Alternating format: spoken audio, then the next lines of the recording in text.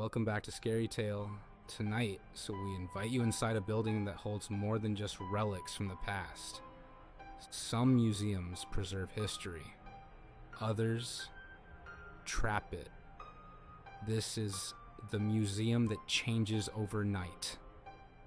My name is Julian, and a few months ago, I started working the night shift at the Holly's Museum of Art and Antiquities. It was the kind of job you take when you need peace. No coworkers, no guests, just you and centuries of silence. The museum itself was beautiful in the daytime, arched ceilings, oil paintings, and echoing marble floors. But at night, it changed. Not at first, but slowly, subtly. On my first week, I thought the quiet was a blessing. The museum closed at 6 p.m., and by 8, I'd begin my rounds. There was a routine. Check the perimeter, log the galleries, review the monitors. Easy. Peaceful. But even then, something felt off.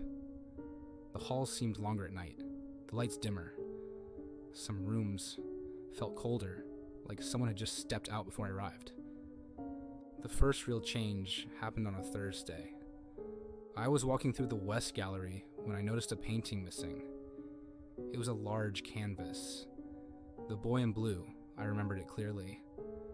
A young boy with piercing eyes. But that night, the frame was gone. Not just the painting, but the hook, the tag, everything in its place was a blank wall. The next morning, I asked Mrs. Ellery, the head curator, about it. She gave me a confused look. "Julian," she said, "we've never displayed a painting like that." I insisted. I even sketched it from memory. She glanced at it, paled slightly, and walked away.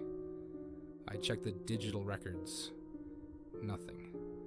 No entry. No image. I started wondering if I imagined it. But I didn't. I know what I saw.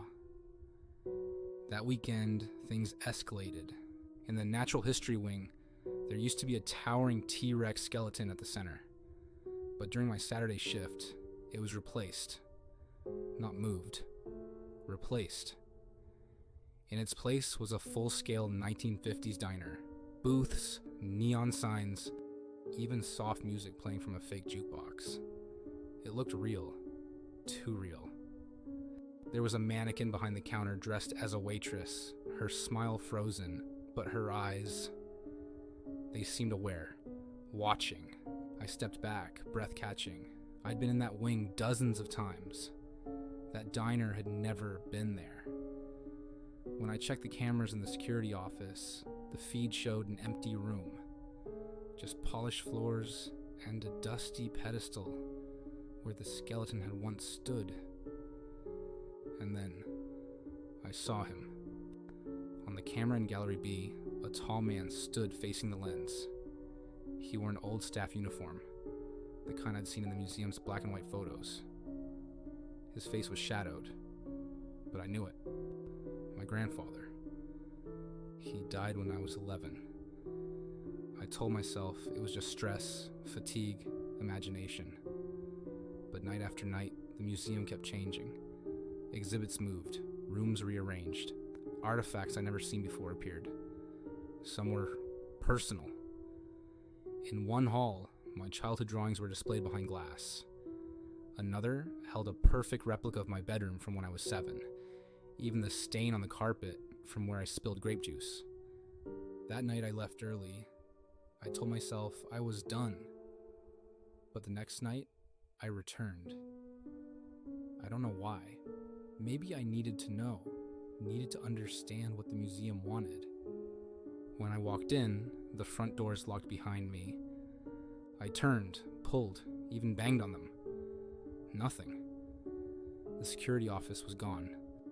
The halls twisted like a maze, with dead ends that hadn't been there before. I ran, calling out, begging for someone, anyone, to answer. All I heard was the clicking of shoes on marble, always a few steps behind me. Then I found the Hall of Memories.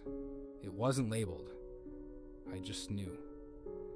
Inside were exhibits about my life. My mother's music box, my old baseball glove, a video playing on loop of me as a child, crying in my backyard.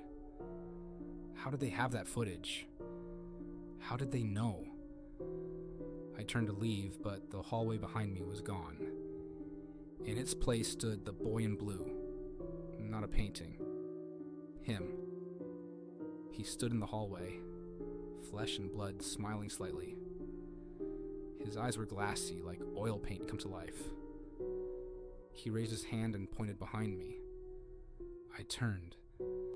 The waitress from the diner stood inches away. Her smile cracked wider. The lights flickered. I ran. I don't remember how I got out. 1 minute I was surrounded. The next, I was in the parking lot, car running. The museum dark behind me. I quit the next day. But sometimes I dream I'm back there, in the halls, the boy in blue staring, the waitress smiling, and the exhibits changing. Sometimes when I wake up, I find museum tickets in my coat pocket, or a new entry in my phone's calendar. Night shift, Hollis Museum. I never made that appointment. The museum changes every night. It collects people now, people like me. And the scariest part, I think, I left something behind, and it wants me to come back. Some places preserve history, others rewrite it. Be careful what you leave behind. It might be waiting for you. Thanks for listening to ScaryTale. Comment below if you've ever been somewhere that felt wrong.